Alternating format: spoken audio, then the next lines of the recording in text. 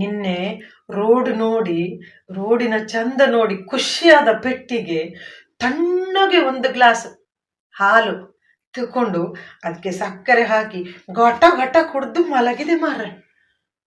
ಬೆಳಿಗ್ಗೆ ಹೋಗಿ ನೋಡ್ತೇನೆ, ಅಯ್ಯೋ ದೇವಾ, ರೋಡಿದ ಅವಸ್ಥೆ ಬೇರೆನೇ ಆಗಿದೆ, ಗುಂಡಿ ಆಗಿದೆ ಮಾರ್ರೆ. ಆ ಗುಂಡಿಯಲ್ಲಿ ಹೋಗುವಾಗ ಸತ್ಯ ಹೇಳ್ತೇನೆ, ಮೆದುಳು ಜಾರಿ ಹಾರ್ಟ್ ಜಾರಿ ಕರುಳು ಜಾರಿ ಕಿಡ್ನಿ ಜಾರಿ ಕುಂಡಿದ್ದಲ್ಲಿ ಕುಂಡೆಯಲ್ಲಿದ್ದದುಂಟಲ್ಲ ಜಾರಿ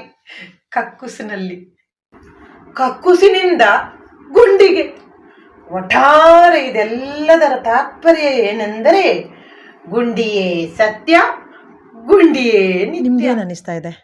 ಕಮೆಂಟ್ ಮಾಡಿ. ಥ್ಯಾಂಕ್ಸ್.